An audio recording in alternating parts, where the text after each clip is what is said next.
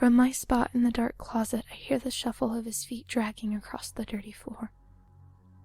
I count his footsteps and come to the inevitable realization that he is approaching the door behind which I hide. When there were still 3 of us, we would begin to pray once those tired footsteps could be traced to where he stood with only a doorway between us. Apparently my prayers were heard, because now I stand alone in my captivity. The only demise I can pray for is my own. Although I ask God himself to bring death upon me swiftly, I know that isn't possible. In a deep recess of my mind, I hold the memory of the one time I watched him work. There were only 2 of us left. The 3rd had finally given up on his will to live. We counted the footsteps. 1, the grating sound of his feet dragging along the floor. 2, we shut our eyes as the light underneath the door flicked on.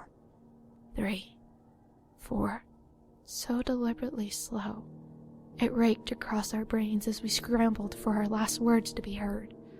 He cleared his throat, opened the door. His empty black eyes were void of any emotion as he loomed over us.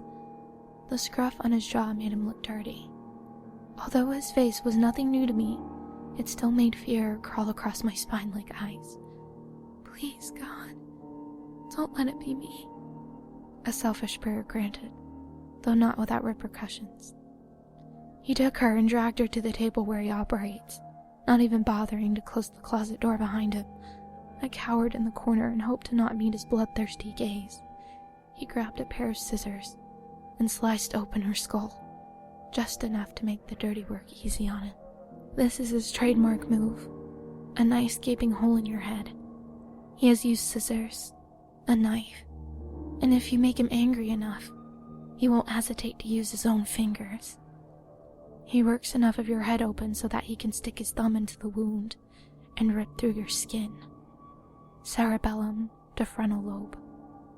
I watched him perform this on the woman I once hid and cried desperately with. For some sick reason, I was slightly relieved.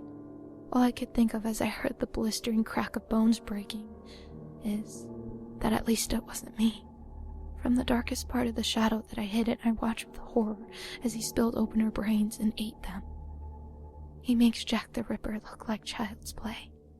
Now I am alone as the footsteps creak across the floor and across my booming brain, and I know what's to come of me. No matter how hard I pray, or cry, or scream out to a world that won't respond, it's useless. My fighting will be futile. I tell you now to hide from this psychopathic serial killer. Protect yourself from this maniac who craves to open you up and spill out your innards into his own. All I can do now is tell you that I was strong and I have made it this far. My death cannot be stopped, but it can be done with less dignity than what I shall die with. Please remember our names. Recite them while cursing the man who has done this to us. Captain Crunch, Count Chocula, and Honeycomb.